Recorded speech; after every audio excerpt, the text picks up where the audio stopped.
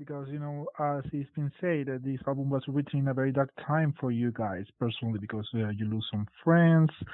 I think one of the songs is also dedicated to Dave Brockie from War. So at the Mhm. end, all these sad feelings turn out into great songs, right? Yeah, exactly.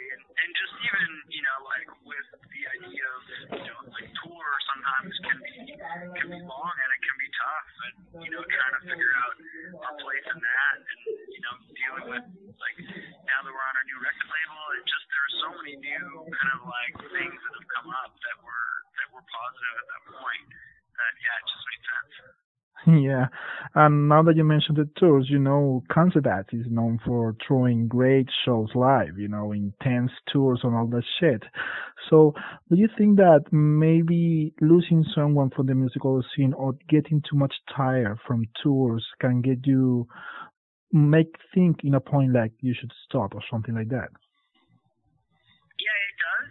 It does bring up like that, that element of, I wouldn't say like questioning, but where you definitely have to be like, okay, like what will make it so this is still the best, so that this is still fun, and so that this doesn't feel like, it's just like our grind of a job. Because, when we come to amazing places, it's like you want to be excited to be there. You don't want to be thinking about, what's happening back home or, the things that you're maybe missing. Yeah. So those sort of conversations and questions were definitely like really important. I think in just even solidifying what we were going to do in the future. Yeah. Well, Liam, how can someone spend $700 in fireworks for a video shoot and doesn't get hurt? The recording session for the satellite video must be a blast, man. It was definitely the most fun ever. The funny part was that we were trying to spend even more money on fireworks. Like I had a budget of $1,000, Yeah. and when we were just at the store, like buying so much, like so many fireworks, and the dude who worked there was just like, "Yo, man, this is gonna be crazy. Like I can't even think of what more you would buy at this point." And I was like, "All right, we'll cap it at $700." Great. And then, well, you spent 3 weeks with Ross Robinson in the studio. He's known for taking the deaths emotionally from every band. So, how was your personal experience working with him? Is he that good? Yeah, I mean, he's definitely exactly that. Like he definitely wants to push, every band that he works with to the fullest and to get the most, emotion out of what you would be putting into an album or any performance.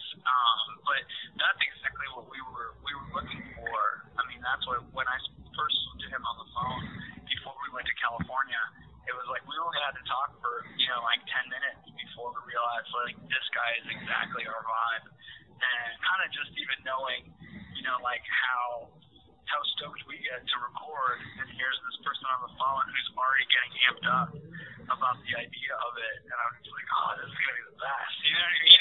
Like just when you sort of like meet those people that you're like instantly hit it off with. It's like that was us with Ross, but also where he was like, wouldn't let us get away with anything. Like we had to, almost explain like everything that we were going to do to just be, and to almost like not convince him, but to like let him know that that we're doing this for a reason. So Hmm. it was great having that experience. Yeah. And I think you took 1 year off also. Was this totally to compose and well to do things on the new album, or do you also take some personal time just to hang around outside concert bats? Yeah, it was definitely conscious for both. I mean, we wanted to take time out from the band. I think just even to reconnect, with other interests other than just being a band on tour. I mean, all of us definitely have other things that we that we love and that we want to pursue outside of the band. Not that we would ever stop being in cancer beds, but it is sometimes nice to be like, I'm just gonna ride a motorcycle for a month. Like that's like all I'm gonna do. I'm just gonna go and hang out, and like everyone kind of being able to be free to do whatever they wanted to do was definitely like it was a really amazing position to be in. And even just the fact that like we had a record label that we had just signed to who were like, yeah, 100%, like take time off, take time to write this record, take those times to do those things, where I can't think of a lot of situations, or we had never been in a situation like that before, where someone was that supportive. And then just on top of that being like, we're just really excited for you to write the best record of your career. And you're like, well, there you go. Okay, so what do you recall being the hardest thing about recording these albums, Searching for Zero? Are you that involved in the mixing and mastering of the whole thing, or do you just record and then let someone else do his job? Yeah, we definitely, this is the first time that we weren't present for any of the mixing. Yeah. Which I kind of thought was an awesome aspect. But, I mean, we were also in such confident hands. Like, we had met Mike Frazier before. We almost recorded Bears, Mare, Scraps, and Bones with him. Yeah. So we were friendly with him and knew kind of his reputation. So when Ross even brought Mike up as, like, who he wanted to have mix the album, it was like, not only did we know him, but, like, it's like I was so confident in what he was going to give back to us, that it was like no question of whether we had to even be there. And it's funny because like some of us were even none of us were even in Toronto at the same time. I mean, I literally left for a trip where I was again riding motorcycles. So we had like just Jay from the band listening and signing off on a lot of the mixes, because again we knew like with that confidence what we were delivering to Mike in the first place. And then to know, after you heard one song, you're just like, oh man, like the moves you're making on this mix are fucking killer. It's hard to like not have that confidence when you hear the way that like he has like the drums like panning from left to right and all of this like natural vibe that we've been, injecting into the songs, and then to have him just like push that even further, it was just like, oh, this is the best. Cool.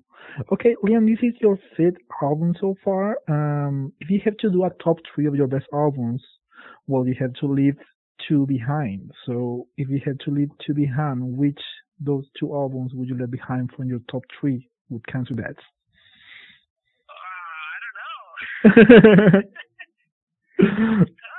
I mean, I definitely think, I guess if I had to, I mean, I love, obviously, like, all of our records, and I think there's amazing things on all of them. I do see where we've learned kind of almost from our mistakes in cases. So, like, as much as I love Birthing the Giant, I feel like when I listen to Hail Destroyer, it's like that's us getting Birthing the Giant right. You know what I mean? In the same way as like I think some of my favorite songs we've ever written are on Bears, but I feel like when I listen to DSOL, that's us like getting those mistakes right, if that makes sense. And then in this sense, I look at like the amount of time we were able to take with this record, and kind of as all four of those records were the learning process to get to this one, I think as the natural progression. And that's, where I feel like we're at this point where it's like, okay, we've learned so much from recording these records and from making all those mistakes that I feel like, we've been able to correct them all at this point. And then also just like given the time, like I think about like essentially we recorded this record like 3 times over in the course of demoing it and working with different, like friends to help us like, even just work on the songs. It's like all of those ideas that then led to this album being finished. Yeah. So yeah, that's great. Well, just one last question. What do you think you will be doing if it wasn't for Cancer Bats? If you were singing in a band, what would you be doing right now? I don't know. sometimes, like, in terms of, because I think, you know, when we're at a point where we've been in this band for 10 years, it's almost like now, like, if this band was to stop, like, what would I end up doing? Which I don't know. I mean, I love the music industry so much, and it's definitely been, you know, my passion for my whole life. So I think, like, there's part of me that would love to still, you know, like, work within that and either, you know, putting out records or, you know, working with bands, you know, who are excited to tour and who I could, like, maybe, you know, help out in that same way, to try and get, you know, like, almost like pay it forward for all the help that I've had, like, in my life, you know, being in bands.